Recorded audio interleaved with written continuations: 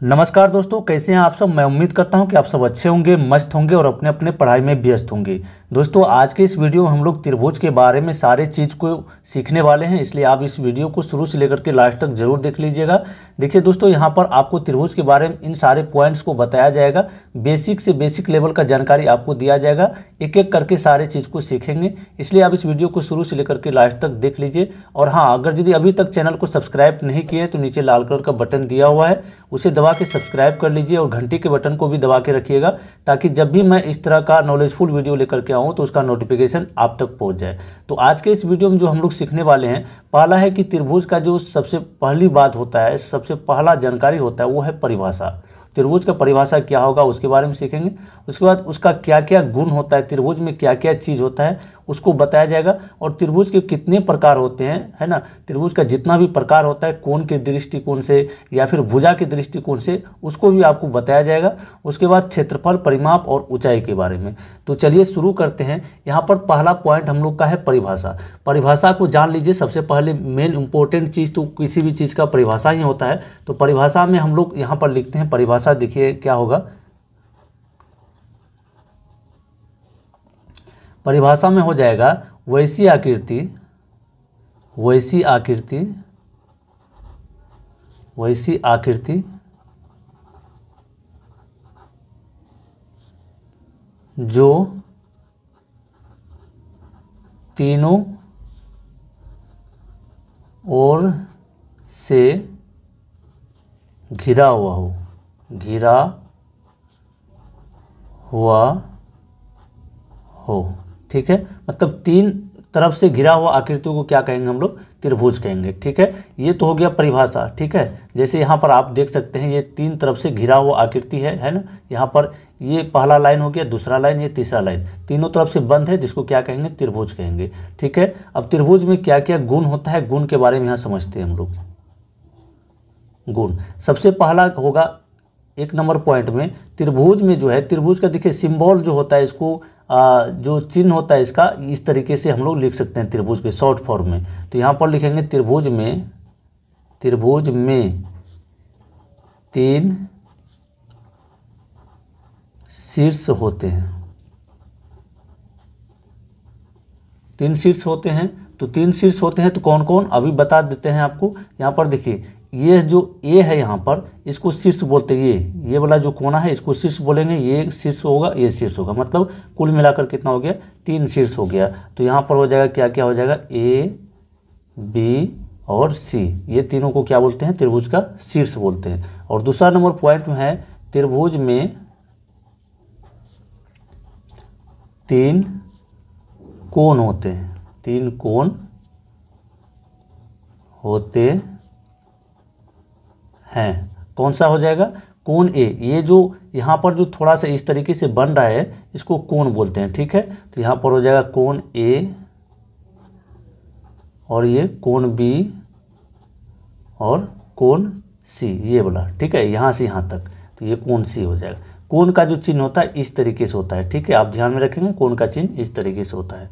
उसके बाद आता है कि प्रकार। प्रकार मतलब ये जो कितने कितने प्रकार के होते हैं, किसकी दृष्टिकोण से। तो प्रकार में देखिए क्या होता है, प्रकार में हो जाएगा आपको दो दृष्टिकोण से होता है। पहला में हो जाएगा आपको कोण के दृष्टिकोण से, कोण के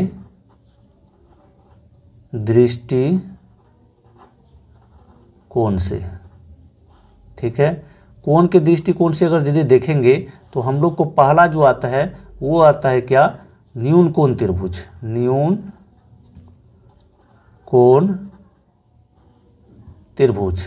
ठीक है, इसका भी डेफिनेशन जान लेते हैं, शॉर्ट फॉर्म में हम लोग इसको सबसे पहले कवर कर लेंगे। न्यून कोण में क्या होगा कि एक त्रिभुज दिया हुआ रहेगा इस तरीके से। ठीक है, इस तरीके से त्रिभुज दिया हुआ रहेगा, और इसमें से प्रत्येक का जो कोण का मान होगा, ये वाला जो, इसको कोण बोलते हैं। ठीक है, सारा त्रिभुज में इसको कोण बोलते हैं। इन सभी का जो मान होगा वो 90 डिग्री से कम होगा। तो यहाँ पर लिख सकते हैं न्यून कोण में कि प्रत्येक कोण का मान कितना होगा, प्रत्येक कोण 90 डिग्री से कम होगा। ठीक है, समझ गया आप। प्रत्येक कोण का मान 90 डिग्री से कम करने, मतलब 60 डिग्री, 75 डिग्री, इस तरीके से ये सब कोण रहेगा। ठीक है, उसके बाद चलिए, उसके बाद दूसरा नंबर जो आता है कोण के दृष्टिकोण से प्रकार में, वो आता है क्या, समकोण त्रिभुज। समकोण त्रिभुज। ठीक है, ये समकोण त्रिभुज का जो आकृति होता है वो इस प्रकार से होता है, और इसका एक कोण जो होगा वो 90 डिग्री, एक कोण, ठीक है, 90 डिग्री का होगा। ठीक है, यहाँ पर इसका परिभाषा क्या हो जाएगा, इसका परिभाषा हो जाएगा कि एक कोण कितना होगा, एक कोण 90 डिग्री का होगा। ठीक है, चलिए दूसरा नंबर में, तीसरा नंबर में हो जाएगा क्या, अधिक कोण त्रिभुज। अधिक कोण त्रिभुज, यहाँ पर सिंबल दे देते हैं, आप समझ जाइएगा इससे।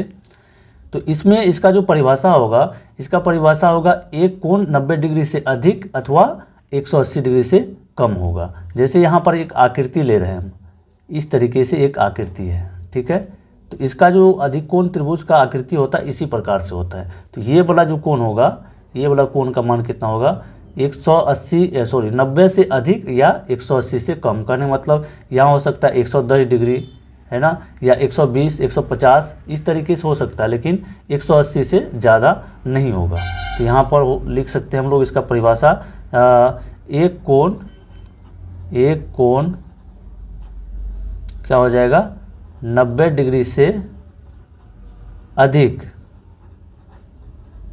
और 180 डिग्री से क्या होगा, 180 डिग्री से कम होगा। ठीक है, अब देखिए आप एक चीज़ ध्यान में रखेंगे, नोट में आप ये चीज़ जरूर ध्यान में रखेंगे कि त्रिभुज के जो है तीनों कोणों का योगफल कितना होता है, त्रिभुज के तीनों कोणों का योगफल होता है 180 डिग्री। तीनों कोणों का योगफल कितना होता है, 180 डिग्री। ये चीज़ तो हमेशा आप ध्यान में रखेंगे ही रखेंगे, ये बदलता नहीं है, ये बिल्कुल सत्य है, मतलब हमेशा इतना ही होगा। चाहे किसी भी प्रकार का त्रिभुज हो, चाहे वो न्यून कोण हो या समकोण हो या फिर अधिक कोण हो, सभी कोण को जोड़ देंगे तो कितना होगा, 180 ही होगा, इससे ज़्यादा नहीं होगा। तो चलिए यहाँ पर प्रकार में कोण की दृष्टि से समझ लिए। अब प्रकार में हम लोग समझेंगे क्या, भुजा की दृष्टि से। भुजा के दृष्टिकोण से कितने प्रकार का होता है, तो यहाँ पर लिखेंगे भुजा की दृष्टि से।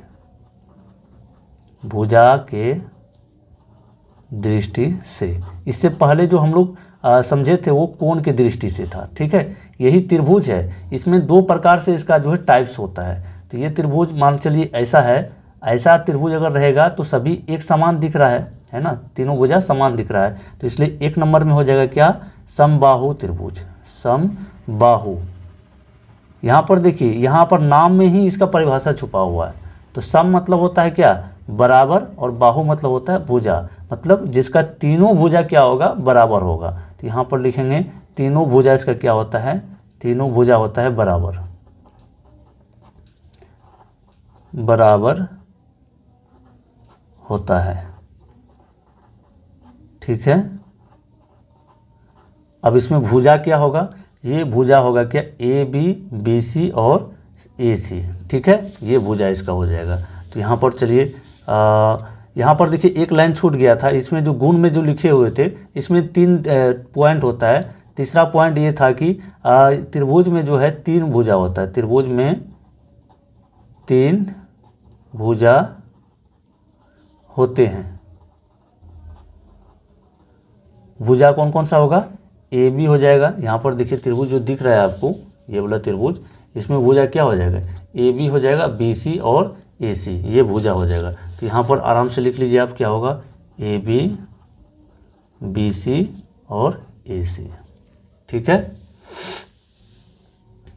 चलिए ये हो गया पहला नंबर। और दूसरा नंबर में जो होगा भुजा की दृष्टि से कितना को क्या हो जाएगा, ये हो जाएगा समद्विबाहु। समद्विबाहु, ये सब का नाम में ही इसका परिभाषा छुपा हुआ है। तो समद्विबाहु मतलब क्या, सम द्वि, तो सम मतलब होता है बराबर, द्वि मतलब 2, बाहु मतलब होगा भुजा, मतलब 2 भुजा आपका समान होगा इस तरीके से, और तीसरा भुजा क्या होगा, वो असमान होगा। तो यहाँ पर लिखेंगे जिसका, परिभाषा में हो जाएगा इसका, जिसका दो भुजा क्या होगा, बराबर होगा, वो त्रिभुज की क्या कहलाएगा, वो कहलाएगा समद्विबाहु। जैसे यहाँ पर देख लीजिए, ये जो AB है, AB बराबर हो जाएगा क्या, AC, तो इसमें हो जाएगा AB बराबर AC, ठीक है। लेकिन BC जो है इन सभी के बराबर नहीं होगा, मतलब AB और AC के बराबर कौन, BC नहीं होगा, ठीक है। कोई एक भुजा अलग होगा, मतलब ज़्यादा होगा, ठीक है।